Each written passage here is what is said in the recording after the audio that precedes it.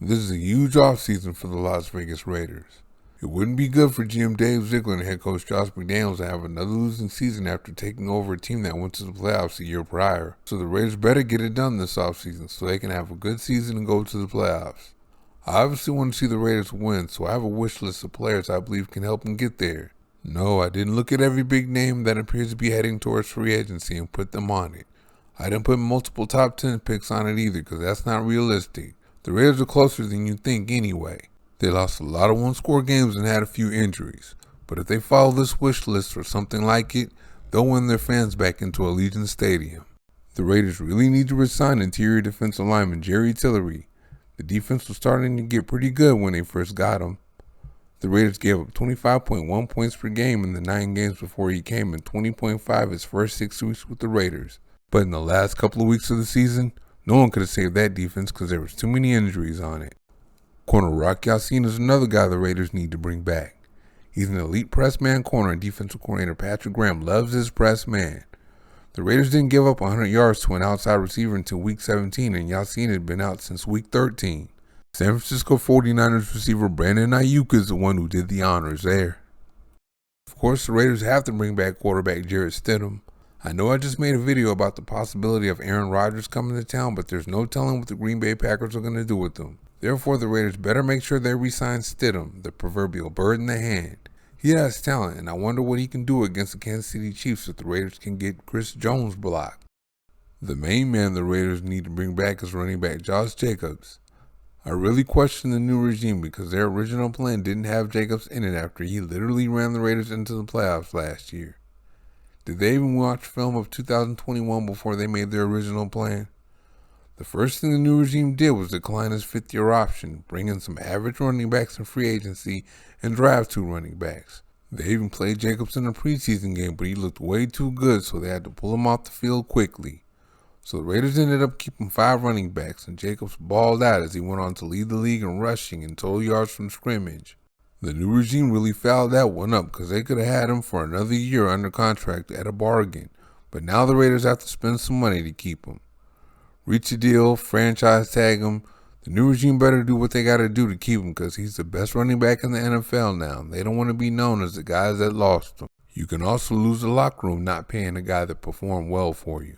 Teaming James Bradberry up with Ya-Sin would give the Raiders quite an outside corner tandem. In 2021, Bradberry was a zone corner. In man coverage, he gave up a catch on 68% of his targets, 3 touchdowns, and a passer rating of 127.2. In zone, it was a 64.8 catch rate with 2 touchdowns and a 76.5 passer rating. But in 2022, it was an altogether different story. In man coverage, he gave up catches on 35.1% of his targets, 0 touchdowns, and a 47.9 passer rating. In zone, he gave up catches on 54.2% of his targets, with 0 touchdowns again and a 39.7 passer rating.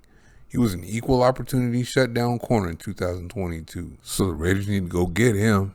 It's doable too because the Philadelphia Eagles rarely use a franchise tag. And if Graham's the kind of defensive coordinator I think he is, Bradberry won't mind playing for him again.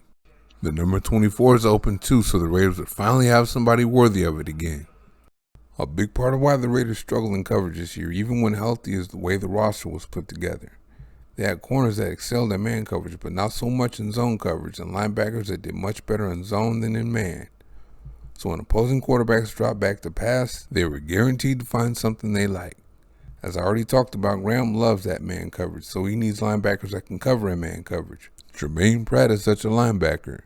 The great thing about Pratt is he isn't one of those 225 to 230 pounders that can run and cover but may get a little worn out with his run responsibilities. He's a 240-pound linebacker that can run and cover but won't get worn out by his run responsibilities.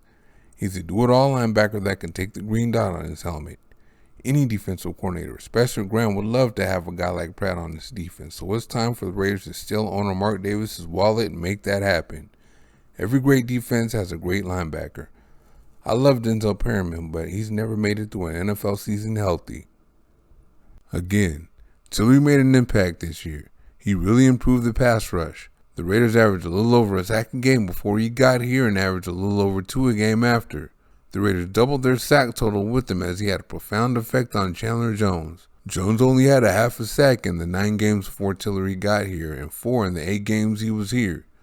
I believe Tillery will be even better next year with the whole offseason in the Raiders program, but the Raiders can improve the pass rush even more, so they should take Tuli Tuipulotu in the 2nd round of the 2023 NFL Draft.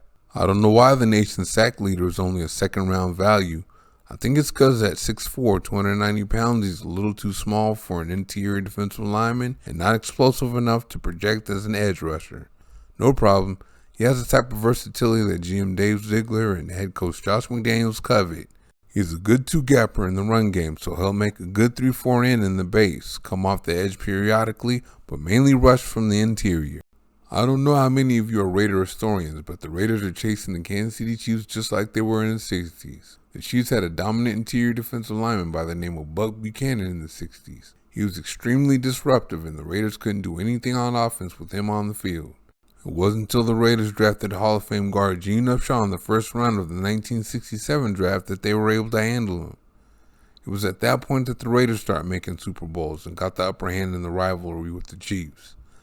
Now we're in 2023, and Chris Jones is that dominant interior defensive lineman the Raiders can't block. You saw in Week 18 that the Raider offense couldn't do anything with Jones on the field. The Raiders have to do something about Jones, so they needed to trade back and take 6'5", 347-pound guard Osiris Torrance. He's been dominating Senior Bowl week all week with all the size and strength he has. I strongly suggest this pick because the Raiders won't beat the Chiefs until they can block Jones, period. And that, my friends, is my wish list for the Raiders in 2023. They have got to keep Tillery, Yassin, Stidham, and Jacobs. If they really want to set their defense up well in free agency, they'll sign Pratt and Bradbury. They can also add a nice piece of the defense in the 2023 NFL Draft by picking Tuipulotu in the 2nd round. Him rushing inside with Tillery with Crosby and Jones outside would be something. And in the 1st round, it has to be Osiris Torrance. The Raiders are not going to get past the Chiefs until they can block Chris Jones. Thank you for watching. See you next time.